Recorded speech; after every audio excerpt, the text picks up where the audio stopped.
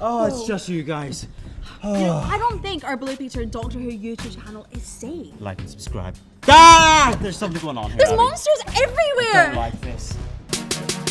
Right here in the studio, meet, first of all, Cyberman. They come from the planet Mondus, part human and part machine. They've programmed out all their emotions, which makes them one of the scariest monsters in the galaxy. I've always wanted to do this. Very nice to meet you. Very nice. Oh, no, that's as far as it goes. Thank you very much. Just step over this way, thank you. Just follow the line, thank you. A touching moment. Now, the Zygons, on the other hand, could transform themselves into any shape they wanted, which is lucky, really, given their natural state isn't too pretty. I think you could do with a bit of spot cream or a bit of exfoliation, perhaps. That's it. Just that's it. Join the end of the queue over there. Thank you very much. Next up, the Vok robot. They were designed to help humans in the far distant future. That was until a mad scientist altered their circuitry and turned them into rampaging killers. Just look at that face, and look at those eyes as well. Oh, I'd rather not, if you don't mind. Exactly. Apparently you can't stare at these eyes too long, otherwise something really horrible happens.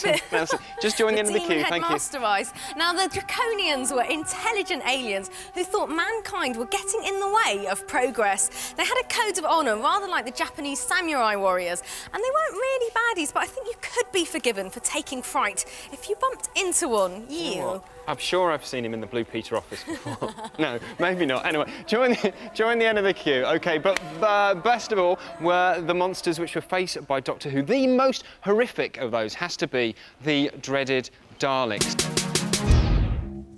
Exterminate!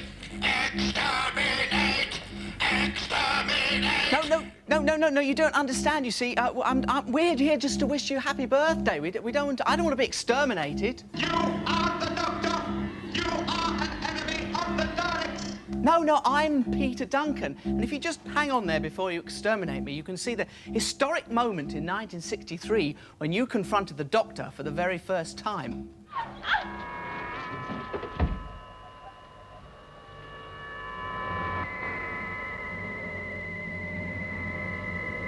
You will move ahead of us and follow my directions.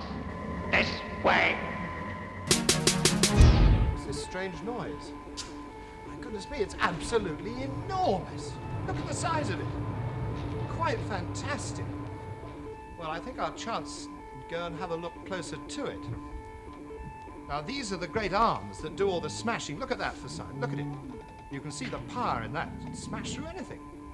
And then down here, I think, must be this sort of caterpillar track. That's to help it go over rough territory. Then up above it here looks like a ray gun. See, Dex is moving around, or is it an eye, perhaps, so it can see? No, I think it's a ray gun there. And now it had some guns firing, didn't it? Goodness me. That's a bit frightening, isn't it? Yeah. What's the thing on top for? Well, I'm not absolutely certain, but I should think that that's some sort of radar scanner or radio sending back all the information that the machine is getting about us now. You see, down here, this is probably the computer actually working down on the side. See it going round? I just hope he doesn't send back any messages to vote on about us. Well, I should think if he is going to, he's going to do it pretty soon. Right, go.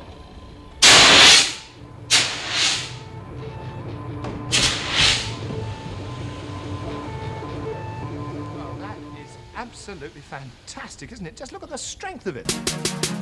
I have good reason not to be frightened of him here in the studio, because inside is the man who made him and who operates him on Ravolox. He's Mike Ellis and he's my dad. You can come out now, Pa. Oh, hello, thank you. You haven't got much room in there, though, have you? Rather like the TARDIS, there's more room inside than there is outside.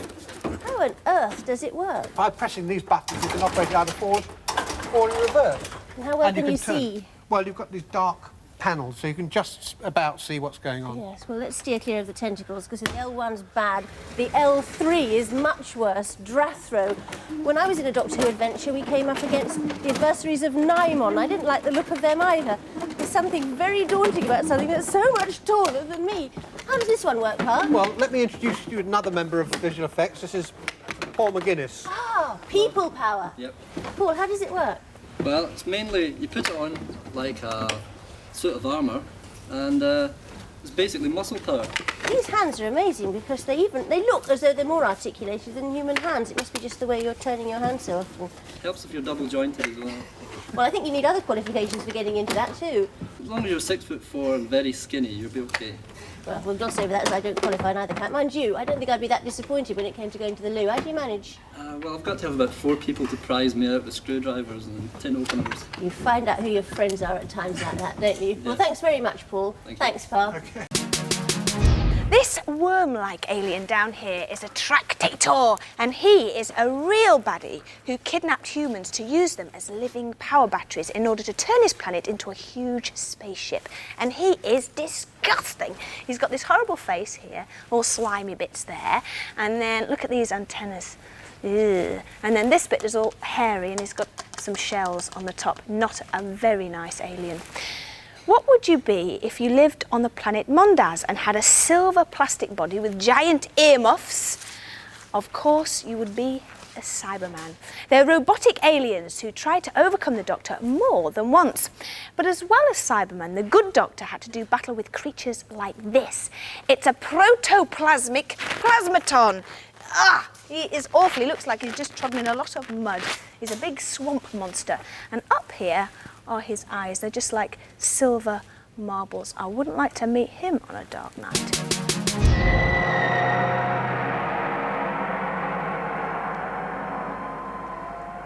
You might think that all this is part of the most terrifying horror film that was ever made, but it's not, because all these monsters are right here in the Blue Peter studio.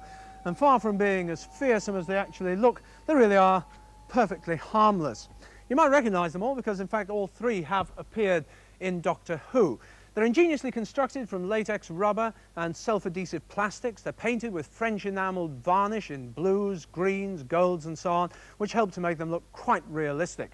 The chap on my right here is a Draconian, covered in warts, needs his fingernails cutting a bit, but I think he looks quite terrifying, but not quite as terrifying as the chap on my left here.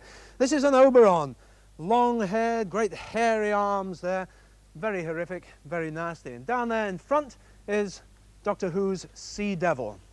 I think he's probably the friendliest looking of all of them. He's almost got a nice face there, but he does shake hands a bit like a wet fish, poor old thing. Actually, I think these models all are very splendid indeed, and in fact they're the highlights of the exhibition. And if you ever have to make a monster for a parade or for a play, something like that, then I'm sure these could give you lots of very good ideas.